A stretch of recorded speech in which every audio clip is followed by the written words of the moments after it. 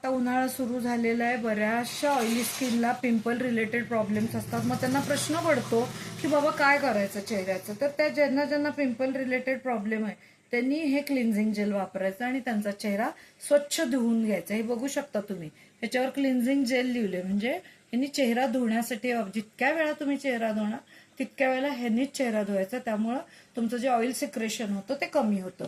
चेहरा धुवून झाल्यानंतर तुम्ही हे लावायचं आहे. हे फेअरनेस जेल आहे. काही लोकांना वाटतं चेहरा धुवायचा आहे का, नाही.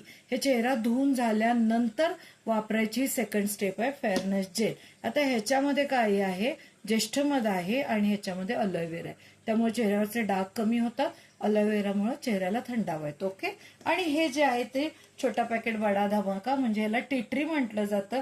हे तुम्ही रात्री झोपताना चेहरा धुतल्यानंतर जे तुम्ही हे दिवसभर नुसतं हे वापरणार आहे, ते रात्री झोपताना जर हे लावताय तर ह्याच्यामध्ये जर समजा 2-3 थेंब टी ट्री तुम्ही मिक्स केले तर काय होणार आहे, हे अँटीबॅक्टेरियल, अँटीव्हायरल, अँटीफंगलचं काम करतं.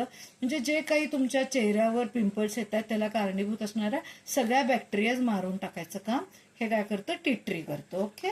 देन ह्याचा अजून काय उपयोग आहे, हे बघा. हे नीम रोजमेरीचा सुंदर सेन्सिटिव्ह असा ॲक्ने प्रोन फेस पॅक आहे. हा फेस पॅक तुम्ही आठवड्यातनं 2 ते 3 वेळा लावायचा आहे. चेहरा स्वच्छ क्लिन्झिंग जेलनं धुवायचंय, त्याच्यानंतर हे तुम्हाला फेस पॅक लावायचं आहे. ह्या फेस पॅकमध्ये जरी समजा तुम्ही हे 2-3 थेंब टी ट्रीचे टाकले तर अजून चांगला रिझल्ट येतो. आणि हा फेस पॅक वाळून झाल्यानंतर जेव्हा तुम्ही चेहरा धुता, चेहरा धुवून झाल्यानंतर परत पुन्हा फेअरनेस जेल वापरायचा आहे. असा हा सेट आहे, तो तुमच्या स्किन रिलेटेड आहे. हा स्किनसाठी वापरण्यासाठी ज्यांचा पिंपली चेहरा आहे, ज्यांचा ऑइली चेहरा आहे त्यांना उन्हाळ्यासाठी अतिशय युजफुल असा हा मोदी केअरचा सेट आहे.